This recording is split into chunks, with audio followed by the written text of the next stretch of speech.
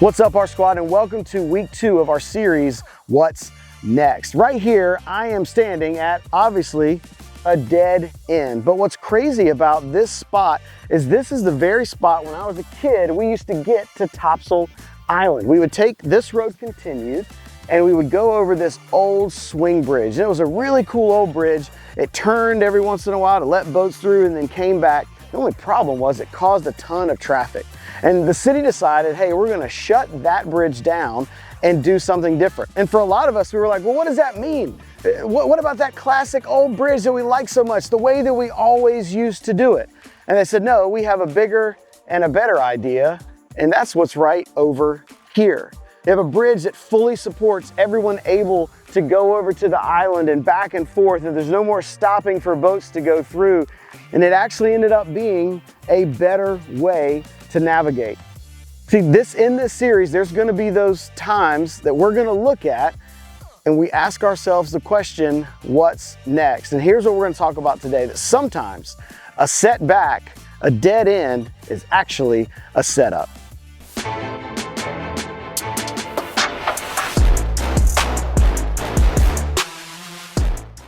I'm gonna start out with a story that illustrates this idea of a setback being the setup. In 1975, there was a 17-year-old girl by the name of Vera. And Vera was a young and aspiring concert promoter. And she had this place in Cologne, Germany, where she was putting a concert together for the greatest jazz pianist of the time. His name was Keith Jarrett. And Keith Jarrett was supposed to come to Cologne, Germany and put on a show. And she had worked and worked and worked and worked. She lied about her age to convince people that she was the one that could put this concert together. And she does all of these crazy things to make this night happen.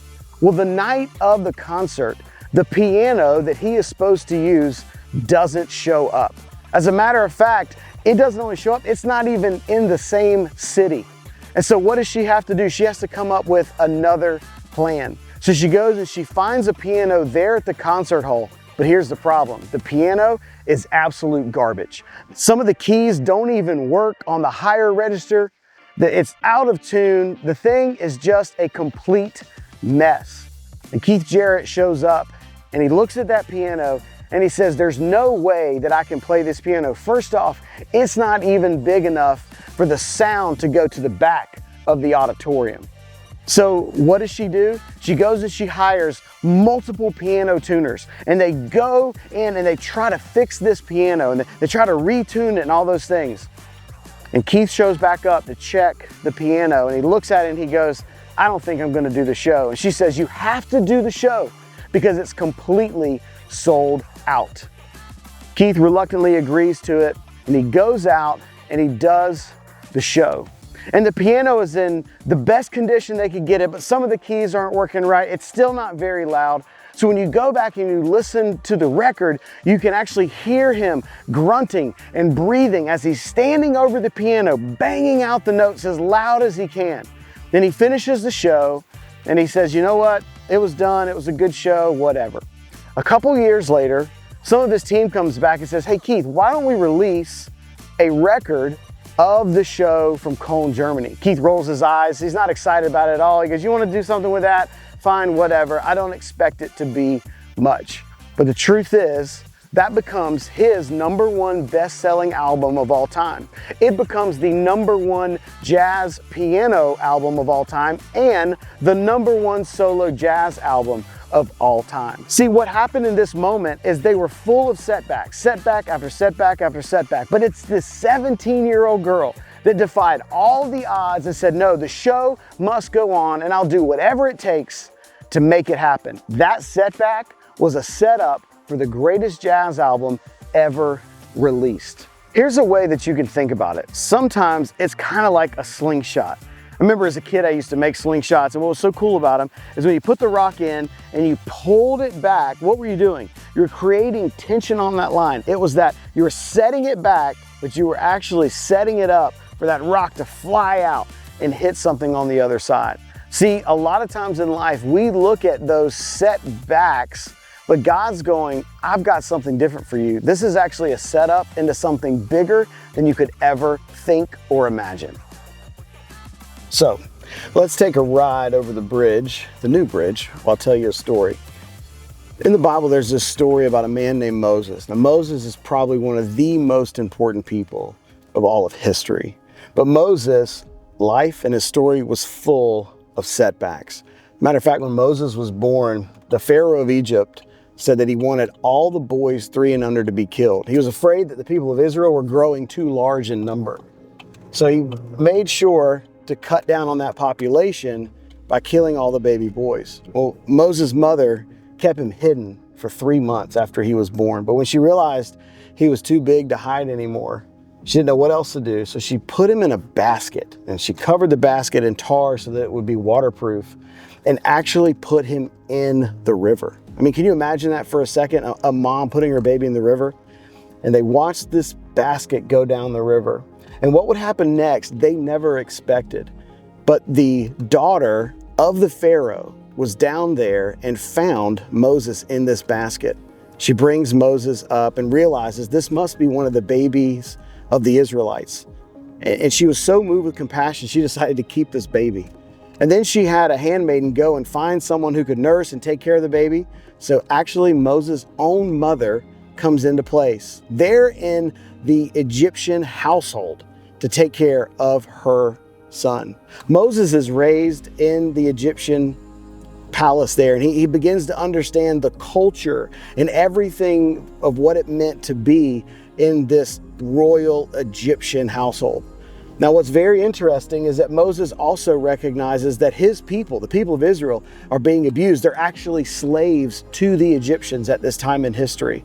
And one day Moses is going out and he sees an Egyptian beating an Israelite, one of his people.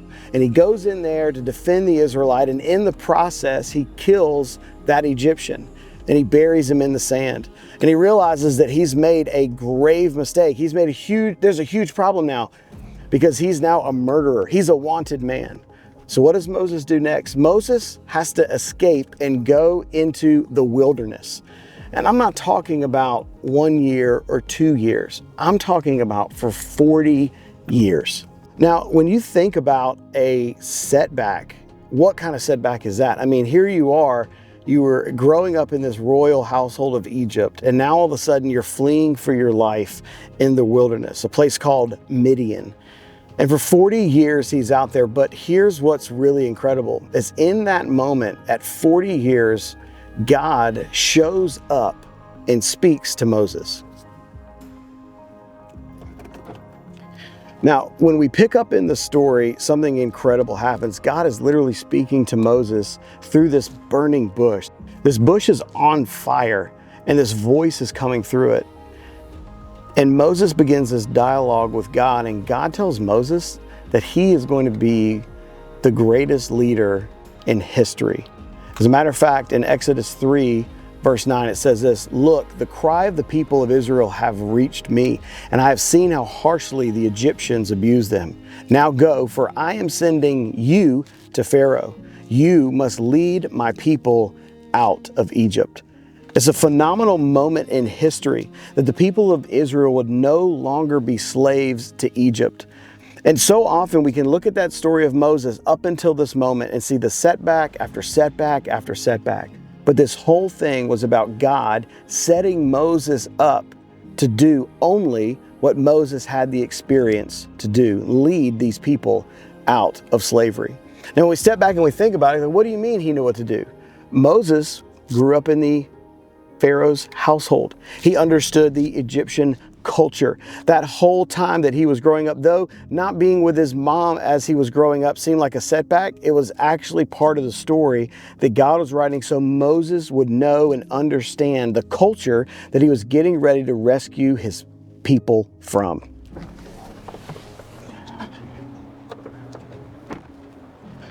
See, there's going to be those times in our lives where we're going through something really difficult, really hard to understand, like the walls are closing in around us, or we're on a path that goes to nowhere. But the reality is that in that time, God is often doing something to set you up for what's next. to help you grow stronger, to help you take on something even greater in life. It reminds me of a story when I was hiking as a teenager. I was 16 years old, and we decided to go hiking through the boundary waters of Canada and Minnesota. And on this map that I have, you can see that there's all of these different moments that we had, but one moment we had was pretty rough. We just got done canoeing from one lake to the next, and we made a base camp. We were hanging out there, and one of the guys was cooking and boiling a pot of water. And when I got up near him to ask him what was going on, he jumped up and he knocked over the pot of boiling water on my ankles. It literally burned rings of blisters around both of the ankles. You want to talk about a difficult time. You want to talk about a setback. We still had maybe 50 miles left of this trip, and I have burned rings around both of my ankles. How am I going to keep hiking? How am I going to keep doing this? How am I going to keep moving forward? Now, I could have quit. I could have gave up. I could have quit in the process of it, but I decided that I needed to trust God in this situation. And there's 3 things that I learned by sticking to the plan, by realizing that maybe this was a setup for something better. And here was the first thing. I had to trust God to get me through this. We could have called for a helicopter to come get me and take me out, but I realized that if I was going to just do this, I had to trust in God to give me the strength to get through it. The second thing I had to do is I had to put my pride aside. I had to let other guys pick me up in and out of the canoe sometimes to keep my ankles dry so there wouldn't be infection or problems. I had to put my pride aside and realize I can't carry the heavy stuff I really wanted to carry, that I might have to do something a little bit different, but the journey would continue. The third one is it was truly a setup, not a setback. Going through that, learning how to take care of myself when injured on a trip set me up for some even more difficult hikes and more difficult experiences that I would have in the future. At the end of the day, it comes down to this key verse that we've been talking about, Proverbs 3, 5, and 6. Trust in the Lord with all your heart and lean not on your own understanding. In all your ways, acknowledge Him, and He will make your paths straight. RSQUAD, that's what I want us to do. When we're asking that question, why God, let's ask the question, what's next? Because the setback is really the setup.